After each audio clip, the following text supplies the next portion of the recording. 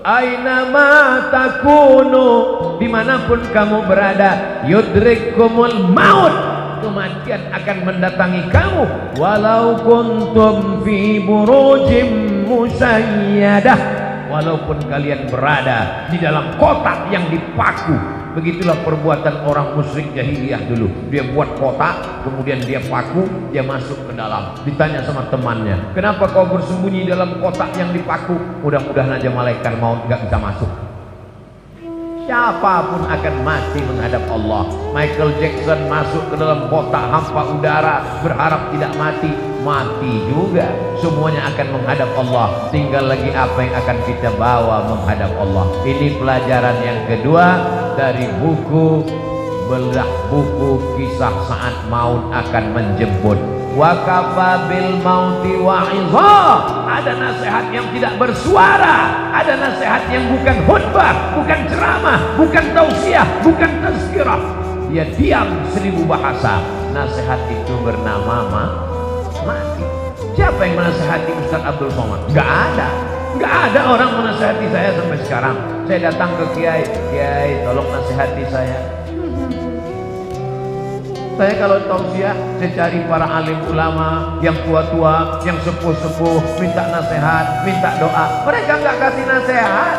Mereka katakan, ya Ustaz sudah tahu lah, sama-sama saja kita berdoa kepada Allah. Nasihat yang paling dalam, yang masuk ke dalam otak dan hati saya adalah ketika melihat orang mati terbujur kaku, yang selama ini dihormati, dibanggakan, dimuliakan, disanjung tinggi. Kalau datang disambut dengan baleho dan karpet warna merah, tapi lalu kemudian ketika mati menghadap Allah terbujur di ruang tamu dan tidak sampai 24 jam dibawa keluar. Rumahnya rumah dia, yang membangunnya dia, yang beli tanahnya dia, yang cari arsiteknya dia, yang kumpulkan uangnya dia. Tapi kalau sudah meninggal dunia, sejengkal pun di rumah itu tidak ada yang bersedia menampung dia. Tempatnya tetap di TPU, tempat taman pemakaman umum. Ada rumah yang dibangun, ada rumah yang dikendalikan, ada rumah yang diatur. Sekian tahun nabung untuk buat rumah. Rumahmu berapa harganya? 3M. Wow, hebat sekali 3M, 3 kali pinjam. Ada rumah yang tidak pernah kita lihat, rumah yang tidak pernah kita jenguk, rumah yang tidak pernah kita pedulikan, tapi kita akan tinggal di sana. Lebih lama di rumah kita atau di taman pemakaman umum? Saya tanya sekali lagi, lebih lama tinggal di rumah yang kita bangun atau lebih lama di kuburan? Lebih lama di kuburan. Di rumah kita paling kita tempati. Ada orang menempati rumahnya sampai 100 tahun? Nggak ada. Paling kita tempati rumah kita itu paling lama 50 tahun. Itu pun kalau umur kita 75 tahun. Umur 25 bangun rumah atau mewarisi rumah bapaknya. Kita cerita bukan rumah bapak kita, bukan rumah kakek kita, rumah kita. Kita tempati cuma 50 tahun. Setelah itu kita masuk yang lahat, yang meninggal tahun 1945 saat ditembak oleh Belanda. Sampai sekarang berarti dia sudah dikubur berapa tahun? Maka sampai masanya nanti hari kiamat, ada yang di liang lahat sampai 100 tahun, ada yang sampai 1000 tahun lamanya. Apa yang sudah kau persiapkan amal jariah? Yatsba'ul mayyita salatun, yang mengiringi mayat sampai ke liang lahat ada 3. Ahluhu, istrinya ikut mengiring, anaknya datang, jamaah semua datang, tapi cuman sampai ke pintu liang lahat. Setelah itu mereka masukkan ke dalam. Setelah itu mereka kemudian naik ke atas. Mereka ambil pacul, cangkol dan skop. Mereka katakan, mari kita timbun, kita injak biar padat. Setelah itu ditancapkan kayu nisan. Setelah itu mereka pun berdoa. Setelah itu mereka pun pulang ke rumah. Anaknya nangis pada hari yang pertama. Hari kedua dia mulai tersenyum. Kirim rek spasi lucu, kirim ke 9090. Tapi kalau anakmu soleh, dia akan bangun di tengah malam. Rabbighfirli wa liwalidayya warhamhuma kama rabbayani shaghira. Gimana anak ibu? Ingat dengan suami ibu? Ingat dengan ayahnya? Alhamdulillah Pak Ustaz. Malam-malam saya bangun jam 2, saya dengar di samping kamar ada baca Yasin. Yasin wal Qur'anil Hakim innaka laminal mursalin ala siratin mustaqim tanzilal azizir rahim.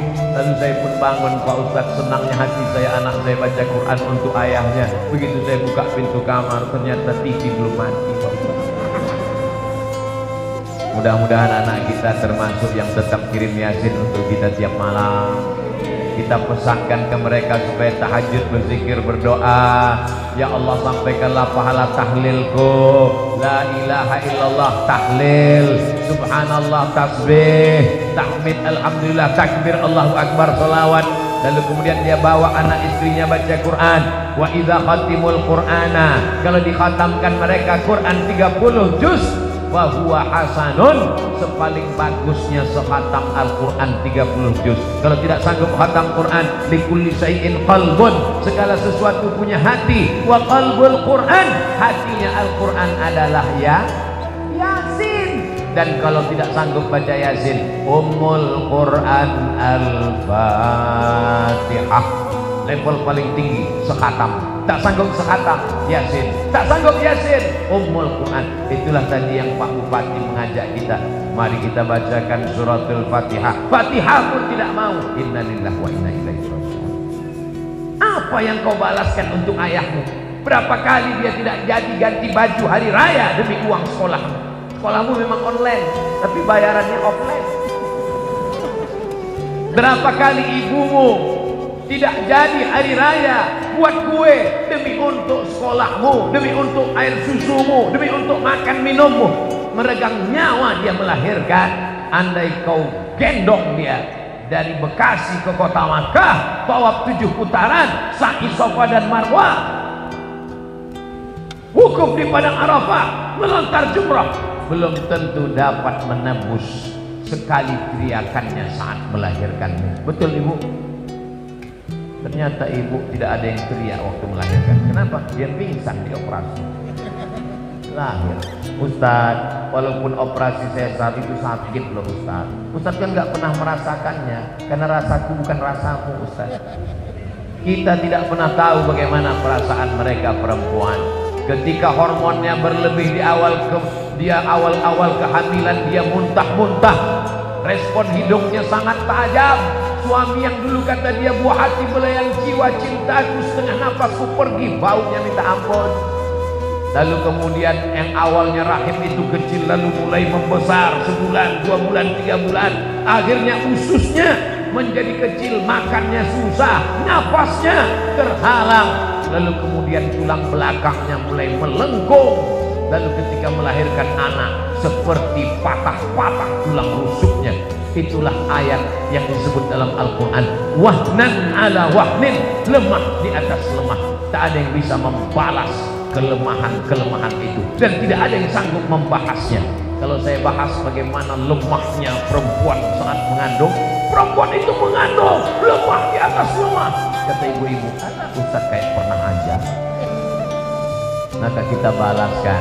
Yang ibunya masih hidup, mudah-mudahan masih sempat berbakti kepada orang tua. Yang ibu bapaknya sudah meninggal dunia, nasihat kematian, ziarah. Jangan nunggu mau Ramadan, jangan nunggu mau Idul Fitri. Besok hari libur bawa anaknya ziarah. Ini sekarang banyak orang ziarah, bapaknya baju hitam, istrinya baju hitam, anaknya baju hitam, hitam-hitam semua. Sampai di tempat pemakaman langsung foto. Habis itu update status, man in black. Apa ini? Ini bukan ajaran Islam. Ajaran Islam adalah saat di tempat pemakaman baca doa, assalamualaikum ya ahla diyar minal mu'minin wa inna insyaallah bikum lahiqun yarhamullahul mustaqdimina wal mustakhirin nas'alullah lana wa lakumul afiyah. Oh, bacaannya panjang Pak Ustaz. Ya, tapi kami bacaannya pendek. Apa bacaannya? Assalamualaikum ya ahlal kubur. Itu namanya doa minimalis. Apalah salahnya cetakkan doa ziarah kubur? Tanya nanti panitia berapa ongkosnya buat baliho besar seperti ini, buat doa ziarah kubur, tempel besar-besar di dekat pemakaman TPU. Assalamualaikum ya ala diyar minal mu'minin wa inna insyaallah bikum lahiqun yarhamullahul mustaqdimin wal mustakhirin nas'alullah lana wa lakumul afiyah. Coblos nomor. Daripada baleho yang gak jelas ujung arahnya, nyangkut ke pokok kayu, diambil Satpol PP, dibakar, mendingan di samping kuburan, mengingatkan orang. Andai pun dia tidak lapuk, maka mengalir sampai hari kiamat. Inilah dia amal-amal kita. Apa saja amal kita yang akan mengalir. Waladun salihun, anak yang soleh, shadaqatun jariyah, itulah uang yang masuk ke dalam kotak-kotak tadi. Beli semen, batu bata, kerikil, atap, tenda, lampu, AC, mihrab, mimbar, kipas angin, itu semua akan mengalir. Siapa yang mewakafkan tanah masjid ini dulu? Siapa yang membangunnya? Siapa yang ngasih semen? Siapa yang ngasih koser? Siapa yang ngasih kaca? Kita tidak tahu, tapi pahalanya dari mulai tadi petang sampai malam, sampai sholat subuh besok, zuhur, asar, maghrib, isya, subuh, zuhur, asar, maghrib, isya, Ramadan, tarawih, witir, idul fitri, idul adha, hari raya kurban, sampai hari kiamat, mengalir pahalanya ke liang lahat. Mudah-mudahan sebelum mati kita sempat bangun masjid. Masjid apa namanya? Masjid Al-Mustaqim. Siapa yang buat? Pak Kapolsek. Masjid apa namanya? Masjid As-Somad. Siapa yang buat? Ustaz Somad. Sudah ada? Belum lagi. Tapi insya Allah kalau kita berniat sebelum mati mesti ada. Saya diundang ke Jambi, diajak untuk meresmikan masjid. Jalannya jauh, naik mobil. Dalam hati saya, mau dibawa kemana? Begitu sampai, musola kecil. Ya Allah. Apa kelebihan musola? Apa kelebihan? Berikut ini mari kita dengarkan kata sambutan dari Bapak Kapolsek. Saya sebagai Kapolsek, kulitnya melintang. Saya sebagai Kapolsek di tempat ini, Pak Ustadz risau karena tidak ada tempat sholat. Orang sholat di kamar. Maka saya kumpulkan di antara anak-anak buah saya. Kita beli semen, batu bata, akhirnya jadilah musola ini. Dan saya bertekad kalau siap, yang meresmikannya adalah Ustadz Somad. Oh, begitu kronologisnya. Dan orang tidak berani nolak. Kasih semen, siap. Jadilah musola. Jabatanmu tak lama, tapi yang kekal abadi adalah masjid. Presiden kita, proklamator kita, Insinyur Soekarno cerdas. Di saat Indonesia tidak semakmur sekarang, uangnya tidak banyak, baru saja diserang oleh Belanda dan Jepang, dia sempat berpikir untuk membangun masjid terbesar di Asia Tenggara. Itulah dia Masjid Istiqlal. Sampai Presiden Amerika pun masuk ke dalam. Semua orang-orang yang masuk ke dalam Masjid Istiqlal itu kalau masuk berdecak kagum seperti melihat kucing. Wow, amazing. Apa amazingnya? Tiangnya banyak sekali. Luar biasa. Sampai sekarang mengalir pahalanya sampai hari kiamat. Berganti lagi zaman. Akhirnya setiap kabupaten, setiap kota di Indonesia ada masjid, punya ciri khas. Punya ciri khas. Apa dia? Bangunannya tidak pakai kubah, tapi pakai atap seperti masjid kerajaan Islam Demak, bangunan Wali Songo. Dan itulah dia sampai sekarang disebut dengan Masjid Muslim Pancasila. Sampai hari kiamat akan mengalir pahalanya. Maka kita pun berpikir, jangan mati sebelum bangun masjid. Saya nggak bisa bangun masjid Pak Ustadz, bangun musola nggak apa-apa. Surau Pak Ustadz, oke. Langgar Pak Ustadz, nggak apa-apa. Orang Jawa dilanggar nggak mati, karena dia berzikir di dalam langgar, dalam surau. Hanya saja surau, langgar dan musola tetap di dalamnya usolli sunnatan tahiyatal masjid, karena di sana ada sholat 5 waktu, subuh, zuhur, asar, maghrib, isya. Bedanya cuma nggak ada sholat Jumat. Di masjid kita ini ada, ini surau apa langgar apa musola?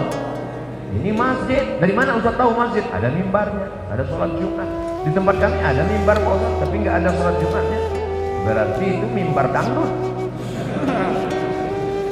mimbar tempat khotib naik ke atas menyampaikan khutbah, usikum wa nafsi bitaqwallah, aku pesankan kepada kamu, takutlah kepada Allah. Laki-laki yang gagah perkasa, sehat, tidak musafir, tidak sakit, maka dia mesti mendengar wasiat takwa yang disampaikan dari mimbar. Kenapa tablik akbar kita tidak dibuat di dalam masjid? Barulah sadar, karena kalau dibuat dalam masjid tidak muat. Ini masjid nampaknya kekurangan, bukan kekurangan jamaah. Banyak sekarang masjid kekurangan jamaah, tapi di Bekasi masjid kekurangan tempat. Insya Allah panjang umur sehat badan, masjid ini semakin besar insya Allah. Amin. Kalau mau tahu berhasilnya tablik akbar malam ini, lihat subuh besok. Kalau subuh besok sopnya bertambah, berhasil. Tapi kalau cuman pemain inti yang azan tetap itu, as-salatu khairum minan naum, hancurlah kita. Tapi begitu besok as-salatu khairum minan naumnya luar biasa. As-salatu khairum minan naum, datang dia ke masjid. Alhamdulillah Pak Ustaz, sejak Ustaz Muhammad tausiah kemarin, anak saya rajin sholat duha Pak Ustaz. Cuman ada yang mengganggu pikiran saya. Kenapa Bu? Doanya pakai kunut. Itu namanya subuh kesiangan Bu. Pas ditanya sama ibunya, kenapa kamu sholat subuhnya jam 8? Masih syukur aku sholat subuh, kawanku gak sholat sama sekali. Ini logika terbalik, otaknya sumpang. Kalau mau lihat dunia boleh lihat ke bawah, tapi kalau untuk akhirat, lihatlah orang yang istiqomah ke masjid subuh, zuhur, asar, maghrib, isya, masjid ke masjid. Lihat tuh anak muda ke masjid terus, tertulis di bajunya baikar subuhan, zuhur hilang. Sedangkan subuh yang berat lawan ngantuk aja dia datang. Sedangkan subuh yang matanya lelap, tidur pulas, mengigau, tetap dia lawan datang ke masjid. Apalagi zuhur, asar yang melek. Sedangkan zuhur, subuh saja siap dia jadi imam, padahal suaranya jelas. Bismillahirrahmanirrahim, alhamdulillahi rabbil alamin. Apalagi kalau cuma nggak bersuara, Allahu Akbar. Memang berawal kalau mau jadi imam, imam zuhur dan imam asar. Anak-anak muda, nanti kalau ditanya, datang anak gadis, anak-anak cewek bilang, bang, aku siap jadi, aku ingin mencari imam, aku siap, tapi zuhur dan asar ya. Maka kalian pun mesti pintar-pintar. Kalau mau tulis update status besok, aku mau cari imam maghrib, subuh dan isya. Yang zuhur ngantri dulu. Berawal dari keterpaksaan, berubah menjadi kebutuhan, akhirnya kebiasaan. Allah bisa karena biasa. Tadi tausiah saya mulai jam 9 kurang 10, sekarang jam 10 kurang 10, 60 menit kita bersama sesuai tertulis di botol minuman santri. Oh, botolnya kecil, 330, berarti udah lewat, mestinya setengah jam kan. Tapi orang Bekasi ini cerdas, dia buat sesuatu yang berkesan, dia kasih susu. Masya Allah, tabarakallah. Ustaz gak boleh minum air manis karena suaranya menggelegar, tenggorokannya panas. Dikasih air manis yang panas, suaranya hilang, pita lehernya rusak. Nanti umurnya sekian ceramah serba salah. Nanti dikasih air putih, katanya panitianya nggak respon. Dikasih air susu, air teh, katanya wah susah sekali Ustaz Abdul Somad. Enggak, Ustaz Somad tidak pernah mempersusah orang.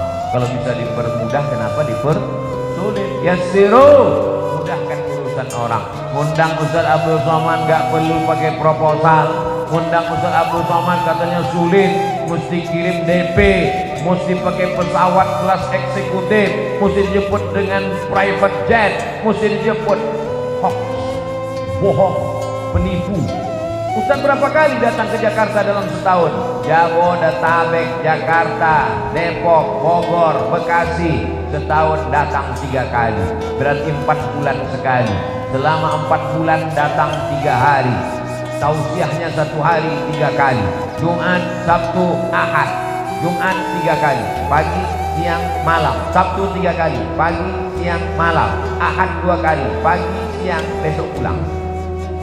3 kali, seperti makan obat. Bapak Ibu yang dimuliakan Allah Subhanahu wa taala, kebersamaan kita malam ini di halaman masjid mudah-mudahan membawa kita istiqomah, anak-anak kita menjadi anak para penghafal Quran. Apa yang disampaikan Ustaz Abdul Samad waktu di Bekasi, silaturahim. Yang kedua, ingat mati. Yang ketiga, bagaimana menyelesaikan masalah di negeri kita ini. Ingat ketika negara Palestina dijajah, ketika itu seorang ulama besar bernama Imam Abu Hamid Al-Ghazali meninggal tahun 1111.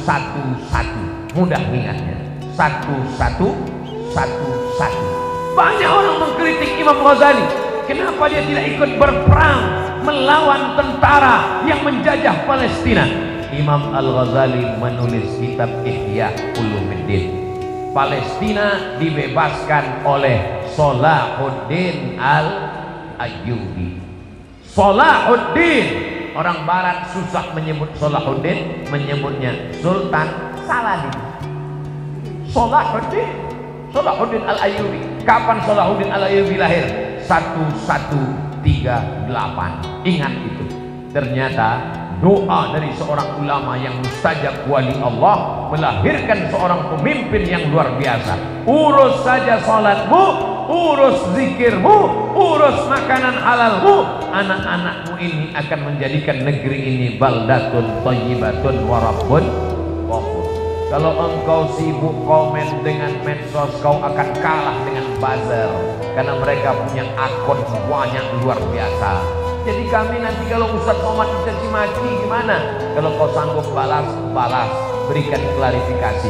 Kalau kau tak sanggup balas, doakan kepada Allah. Allahumma hdi qaumi fa innahum la ya'lamun. Tapi kami enggak tahan Pak Ustaz, emosi kami Pak Ustaz. Kalau enggak tahan, enggak usah main handphone. Daripada jantung koroner enggak mati, cuma setengah mati.